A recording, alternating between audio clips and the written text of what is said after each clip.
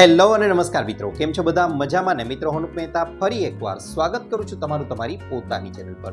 મિત્રો, આજના આ વિડીયોમાં હું તમને જણાવવાનો છું કે માત્ર 28 દિવસ માટે તમે ખાંડ ખાવાનું બંધ કરી દો તો તમારું પેટ ઓછું થવાની સાથે સાથે તમે ઘણી બધી બીમારીઓથી બચી શકો છો. તો શું તમે પણ આ ચેલેન્જ લેવા માટે તૈયાર છો?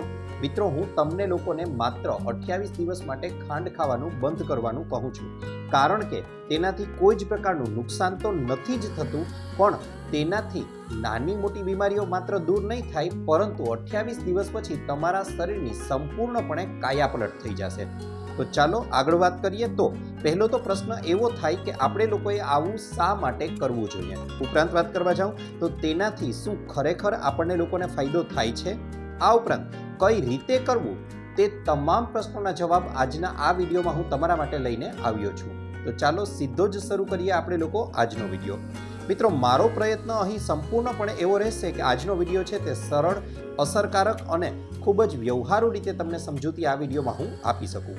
મિત્રો, રોજિંદા જીવનમાં આપણે જે ખાંડ ખાઈએ છીએ તે ખરેખર તો શેરડીમાંથી બને છે, શેરડીના રસમાંથી બને છે, પણ તે બનાવવાની જે પ્રક્રિયા છે કે જેનાથી તે સ્વાસ્થ્ય માટે ફાયદાકારકને બદલે નુકસાનકારક બની જાય છે. ખરેખર તો શેરડીના રસને ગરમ કરી અને તેમાં સલ્ફરની સાથે સાથે 36 પ્રકારના એવા રસાયણો ઉમેરવામાં આવે છે કે જેના અંતે તૈયાર થાય છે સફેદ અને કણીદાર ખાંડ. હવે આ ખાંડમાં માત્ર મીઠાશ હોય છે, પોષક તત્વનો તો પણ નથી હોતો, એ આપણે લોકોને ખ્યાલ જ છે, પરંતુ તેમાં રહેલા જે રસાયણો છે તે રસાયણો આપણા શરીરને લાંબા ગાળે ભયંકર નુકસાન છે તે કરી શકે છે. આ ઉપરાંત આપણે લોકોએ માત્ર આ 28 દિવસ પૂરતી ખાંડ જ નથી છોડવાની, તેની સાથે સાથે ગોળ, સાકર, મધ કે અન્ય એવી મીઠી વસ્તુઓ કે જે આપણે બહારથી ઉમેરીએ છીએ તેને આપણા શરીર માટે બંધ કરી દેવાની છે. આ વિડીયોમાં તમારા તમામ પ્રશ્નો છે તેને લેવાનો પ્રયત્ન આપણે ચોક્કસથી કરવાના જ છીએ. શું કહ્યું? ગોળ પણ નહીં ખાવાનો? અરે ભાઈ, તું તો કહેતો હતો ને કે ગોળમાંથી તો આપણને આયરન મળે છે, લોહતત્વ મળે છે, લોહી બને છે. હા, સાચી વાત છે, એ વાત સાવ સાચી છે, પણ માત્ર 1 મહિના માટેની વાત છે. તેમાં આપણે અલગથી કોઈ મીઠી વસ્તુ છે તે ઉમેરવાની નથી. સાથે સાથે અત્યારે સાચો સમય છે આપણે લોકોએ ખાંડને 28 દિવસ માટે છોડવાનો. એનું મુખ્ય કારણ એ છે કે તમે લગ્નની સિઝનો લગભગ પૂરી થવા ઉપર છે અને તેના કારણે અત્યારે તમે લોકો ભરપૂર મીઠાઈઓ ખાઈને આવ્યા છો, સાથે સાથે શિયાળાના સમયમાં પણ તમે લોકોએ ભરપૂર મીઠાઈ ખાધેલી છે. ચાલો, એ તો સમજાઈ ગયું કે ઉપરથી કોઈ મીઠી વસ્તુ નથી ખાવાની, પણ ભાઈ તમે એ તો જણાવ્યું જ નહીં કે આ મીઠી વસ્તુ નહીં ખાઈએ તો ફાયદો શું થશે? તેનાથી સૌથી પહેલાં તો એ થશે કે તમારા શરીરમાં જે વધારાની મેદ એટલે કે ચરબી હશે તે ધીમે ધીમે ઓગળવાની શરૂઆત થશે. વધારે વજન માત્ર ચરબીને કારણે નથી હોતું, પરંતુ વધારાનું વજન વધારે પાણીને લીધે પણ હોય છે, જે શરીર જાળવી રાખે છે. હવે આવું શું કામ બને છે? તો તેનું મુખ્ય કારણ વધારે કાર્બોહાઈડ્રેટનું સેવન કરવાને કારણે આવું થાય છે, અને કાર્બોહાઈડ્રેટનો મતલબ જ ખાંડ થાય છે. હવે મિત્રો, વિજ્ઞાન કહે છે કે 1 ગ્રામ કાર્બોહાઈડ્રેટ ખાવાથી તમારું શરીર છે તે 3 ગ્રામ જેટલું પાણી છે તેને શરીરમાં ભેગું કરે છે, અને ખાંડ તો સંપૂર્ણપણે કાર્બોહાઈડ્રેટ જ છે. તમે ખાંડ ખાવાનું બંધ કરશો તો એક જ અઠવાડિયામાં તમારું વજન છે તે ધીમે ધીમે ઘટવા લાગશે. અઠવાડિયું ખાંડ છોડશો તો તે વધારાનું સ્ટોર થયેલું પાણી છે તે તમારું શરીર છે તે છોડવા લાગશે. તેની સાથે સાથે તમારો ચહેરો છે તે આના કારણે એકદમ ગ્લો કરવા લાગશે, એકદમ ચમકવા લાગશે. તે ઉપરાંત તમારું શરીર છે તે યોગ્ય આકારમાં આવી જશે, યોગ્ય શેપમાં આવી જશે. સાથે સાથે લોકો પણ કહેશે કે હવે ધીમે ધીમે તમે છે તે પાતળા થવા લાગ્યા છો. મિત્રો, જ્યારે પણ આપણે ખાંડ ખાઈએ છીએ ત્યારે તેનું રૂપાંતર ગ્લુકોઝમાં થાય છે, અને તેના કારણે બને છે એવું કે તેને દરેક કોષ સુધી પહોંચાડે છે ગ્લુકોઝ, અને તેનું ઉર્જામાં રૂપાંતર કરે છે. પણ જ્યારે આપણે લોકો કાર્બોહાઈડ્રેટ સ્વરૂપે વધારાની ખાંડ ખાધા જ કરીએ છીએ ત્યારે બને છે એવું કે હવે કોષો એ ગ્લુકોઝને એક્સેપ્ટ કરવાનું છોડી દે છે, અને શરીર છે તેનું મેદ એટલે કે ચરબી સ્વરૂપે શરીરમાં સ્ટોરેજ કરે છે કે જેથી ભવિષ્યમાં એ ઉર્જાનો આપણે ઉપયોગ કરી શકીએ છીએ. પરંતુ ભવિષ્યમાં પણ એ ઉર્જાનો ઉપયોગ થતો નથી, અને આપણું શરીર છે તે ચરબીમય છે તે બનતું જાય છે. આગળ વાત કરવા જાઉં તો એટલા માટે જ જ્યારે પણ ખાંડ ખાવાનું બંધ કરી દઈશું ત્યારે બનશે શું? તો કે શરીર છે એ આ ઉર્જા છે તે હવે ખાંડ તો મળશે નહીં, તો આ ઉર્જા મેળવવા માટે શરીરની ચરબીને ઓગાળવાનું શરૂ કરશે, અને તમારું વેઇટ છે તે ધીમે ધીમે ડાઉન આવતું જશે, ઘટવા લાગશે. એટલા માટે જ ડૉક્ટર પણ સલાહ આપે છે કે વજન ઘટાડવું હોય તો કાર્બોહાઈડ્રેટ ઘટાડો, તમારા રોજિંદા જીવનમાંથી ખાંડની માત્રા ઘટાડો. જો શરીરની ચરબી ઘટાડવી હોય તો કાર્બોહાઈડ્રેટ ઘટાડવું એ આપણા માટે જરૂરી છે. હવે આપણે લોકો કાર્બોહાઈડ્રેટ ઘટાડવાને બદલે વધારતા જઈએ છીએ અને ઉપરથી બેઠાડું જીવન જીવીએ છીએ. ભાઈ, હું તો દિવસમાં એક જ વાર 1 ચમચી ખાંડ, એ પણ માત્ર 1 કપ ચામાં પીઉં છું. હવે આનાથી શું ફેર પડવાનો છે? હા, ખરેખર આપણે વિચારીએ છીએ તેનાથી ઘણી વધારે ખાંડ આપણે ખાઈએ છીએ. ચામાં કેટલી ખાંડ નાખીએ છીએ તે તો માત્ર આપણને લોકોને દેખાય જ છે, પરંતુ આડકતરી રીતે એવી વસ્તુઓ ખાઈએ છીએ જેમાં ખાંડ છે તે ભરપૂર માત્રામાં છુપાયેલી છે. જેમ કે ચોકલેટ છે, બિસ્કિટ છે, કોલ્ડ ડ્રિંક્સ છે, ડ્રાય ફ્રૂટ્સ ટોસ્ટ છે, સોસ છે, ચિપ્સ છે, પીનટ બટર્સ છે અને ઘણી બધી એવી વસ્તુઓ છે કે જેમાં આડકતરી રીતે ખાંડનો ઉપયોગ થયેલો છે. ઘણીવાર તો કંપનીઓ ખાંડ ન દેખાય એટલા માટે એના ડબ્બાઓ બંધ કે પેકેટ બંધ પડીકાઓ છે તેમાં સુગર લખવાને બદલે તેઓ માલ્ટોડેક્સ્ટ્રીન છે, કોર્ન સિરપ છે, ડેક્સ્ટ્રોસ છે, માલ્ટોસ છે, સુક્રોઝ છે અથવા ગેલેક્ટોઝ છે, આવા શબ્દોનો ઉપયોગ કરે છે. પરંતુ મિત્રો, દરેક નામમાં લાગતો ઓસ એ હકીકતમાં ખાંડ જ છે. માટે આગલા 30 દિવસ આ વસ્તુઓ ન ખાવી જોઈએ. તેની સાથે સાથે હું તો એમ પણ તમને લોકોને કહું છું કે આગળના સમયમાં પણ આ વસ્તુઓને તમારે સ્કીપ કરવી જોઈએ, છોડી દેવી જોઈએ. 28 દિવસ પછી પણ આ વસ્તુઓ, બજારમાં મળતી વસ્તુઓનું તો સેવન ન જ કરવું જોઈએ. સ્ટ્રીટ ફૂડમાં પણ જેમાં ખાંડ હોય તેવી વસ્તુઓનું સેવન નથી કરવાનું.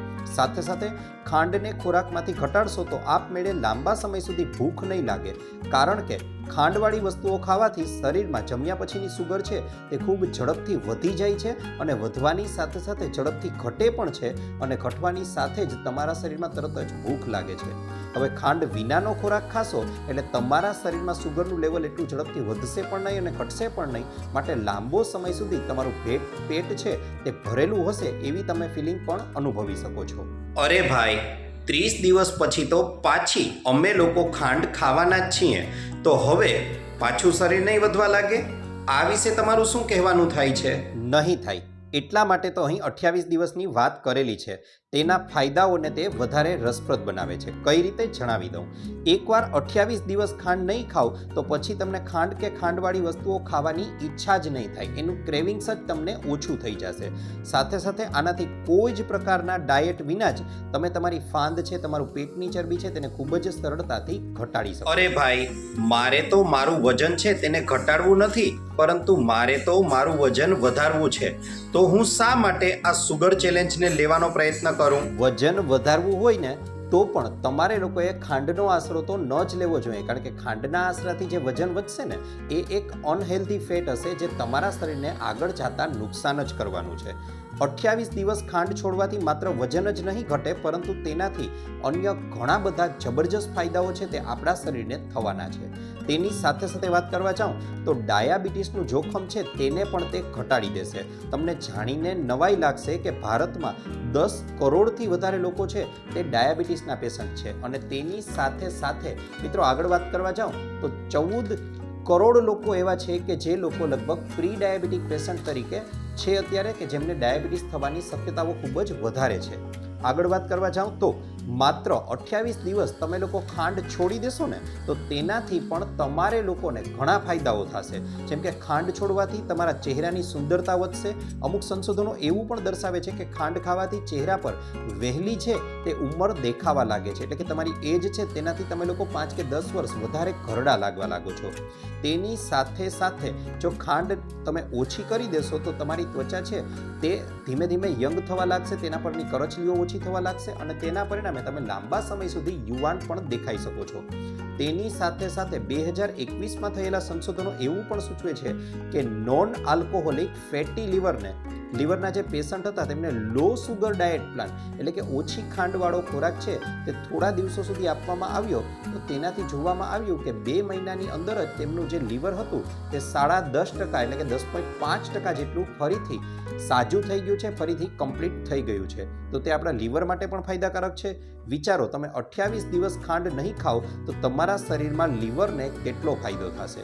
આ ઉપરાંત મિત્રો વાત કરવા જઈએ તો વધારે ખાંડના સેવનથી ઇન્સ્યુલિન છે તે બેલેન્સ નથી રહેતું, તેના પરિણામે હાર્ટ બ્લોકેજ છે, આગળના ભવિષ્યમાં આપણને લોકોને કિડની ડેમેજ છે, બ્રેન ડિસઓર્ડર છે, આર્થરાઇટિસ જેવી સમસ્યાઓ છે તે પણ થઈ શકે છે અને તે થવાની શક્યતાઓ છે તે ઘણા અંશે વધી જાય છે. ઠીક છે, તમે સમજાવ્યું, સરસ સમજણ પડી ગઈ. પરંતુ મારો પ્રશ્ન એ છે કે ફળો તો મીઠા હોય છે, તેને તો ખાઈ શકાય? જી હા, સાચો પ્રશ્ન છે. તમે ફળો ખાઈ શકો છો, કારણ કે ફળોમાં કોઈ ઉપરથી ખાંડ ઉમેરેલી નથી. ફળો છે તેની અંદર નેચરલ સુગર છે, કુદરતી સુગર છે. જુઓ, વાત એ થઈ છે કે આપણે ઉપરથી કોઈ વસ્તુ છે, ઉપરથી ખાંડ છે તેને નથી ઉમેરવાની. આપણે કુદરતી રીતે મળતી ખાંડ છે તે લઈ શકીએ છીએ, કારણ કે તેનાથી શરીરમાં મેદ એટલે કે ચરબી છે તે જમા થતી નથી. જે વસ્તુમાં કુદરતી ખાંડ છે તેને ખૂબ જ સરળતાથી ખાઈ શકો છો, કારણ કે વાત કરીએ પ્રમાણે તેમાં તમામ પ્રકારના અન્ય પોષક તત્વો છે, તેની સાથે સાથે ફાઈબરની માત્રા પણ સારી એવી છે. તેનાથી કોઈ જ નુકસાન નહીં થાય, માત્ર ને માત્ર ફાયદો થશે. શરૂઆતમાં તમને ખાંડ થવાની ઈચ્છા તો થશે જ, પરંતુ ફ્રૂટ ખાવાના છે તેના બદલે, અને ફ્રૂટ ખાશો તો તેનાથી તમારી ખાંડ ખાવાની ઈચ્છા ઓછી થઈ જશે અને 28 દિવસ પછી મિત્રો ગેરંટી સાથે તમને લોકોને કહું છું કે તમારી ખાંડ ખાવાની જે ક્રેવિંગ છે તે પણ ઘટી જશે અને તમારું બોડી છે એકદમ શેપમાં આવી જશે, એકદમ સંપૂર્ણ આકારમાં આવી જશે. તો ચોક્કસથી આ ચેલેન્જને એક્સેપ્ટ કરો અને 28 દિવસ પછી તમારા શરીરમાં શું ફેરફાર થયા, હવે તમે શું કેવું અનુભવો છો તેની પણ ચર્ચા નીચે કોમેન્ટ બોક્સમાં આવી કોમેન્ટ કરી ચોક્કસથી જણાવજો. ઉપરાંત આ વિડીયો આપને કેવો લાગ્યો એ પણ અમને કોમેન્ટ બોક્સમાં કોમેન્ટ કરી જણાવજો. સાથે સાથે આપને પણ કોઈ હેલ્થ કે બ્યુટી સંબંધિત સમસ્યા હોય તો એ પણ જણાવજો. અમે તેને અનુરૂપ પણ નવા વિડીયો લાવવાનો પૂરતો પ્રયાસ કરીશું. આપનો ખૂબ ખૂબ આભાર.